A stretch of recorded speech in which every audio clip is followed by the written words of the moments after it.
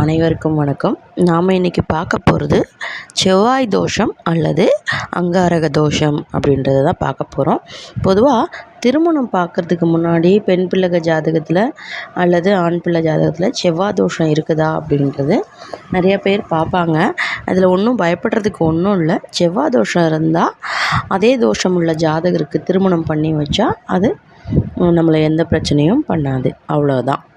பொதுவாக ஒரு ஜாதகத்தில் செவ்வாய், அதாவது அங்காரகன் 2, 4, 7, 8 ஆகிய இடங்களில் இருந்துட்டால் உடனே செவ்வாய் தோஷம்னு முடிவுக்கு வந்துடக்கூடாது. அதுலேயும் லக்னம், ராசி, சுக்கிரன் நின்ற இடம் 3ம் பார்த்தா எப்படியாவது செவ்வாய் தோஷம் இருக்குன்னு தெரியும். அப்படி பார்த்தா நிறைய பேருக்கு திருமணமே நடக்காது. இந்த செவ்வாய் தோஷத்துக்கு ஒரு சில விதிவிலக்கு உண்டு. அது என்ன அப்படின்னா பரிகாரம். இந்த பரிகாரம் பண்ணுறது மூலமாக இதிலேருந்து நம்ம விடுபடலாம். எப்படி பரிகாரம் பண்ணலாம் வாங்க பார்க்கலாம். கடக லக்கணம், சிம்ம லக்கணம், இந்த 2 லக்கணங்களில் பிறந்தவர்களுக்கு செவ்வாய் அதாவது எந்த வீட்டில் இருந்தாலும் தோஷம் கிடையாது.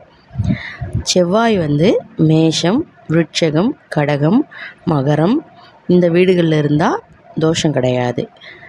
சூரியன், குரு, சனி, ராகு, கேது இவர்களுடன் சேர்ந்து இருந்தாலும் இவர்களால் பார்க்கப்பட்டாலும் செவ்வாய் தோஷம் இல்லை. செவ்வாய் தன் நட்பு கிரகமான சூரியன், சந்திரன், குரு இவர்களின் வீட்டில், அதாவது கடகம், சிம்மம், தனுஷு, மீனம் இந்த வீடுகளில், இந்த ராசி வீடுகளில் இருந்தால் செவ்வாய் தோஷமும் கிடையாது. செவ்வாய் இருக்கும் ராசியின் அதிபதிகள் லக்னத்திற்கு 1, 4, 5, 7, 9, 10 இடங்கள் இருந்தாலும் தோஷம் இல்லை. நம்ம மேலே சொன்ன எல்லா விதிவிலக்குமே பரிகாரங்களாக தான் பார்க்கப்படும். எந்த ஜாதகத்திலும் தோஷம் இருப்பதாக தெரியல இல்லையா? ஆனால் அப்படி சில ஜாதகம் இருக்கும். அப்படிப்பட்ட ஜாதகத்தை தான் விதி விலக்க வேண்டும். புரியுதுங்களா? இனிமேல் செவ்வாய் தோஷத்தை பற்றின பயம் ஓரளவுக்கு உங்களுக்கு நீங்கள் இருக்கும்னு நம்புகிறேன்.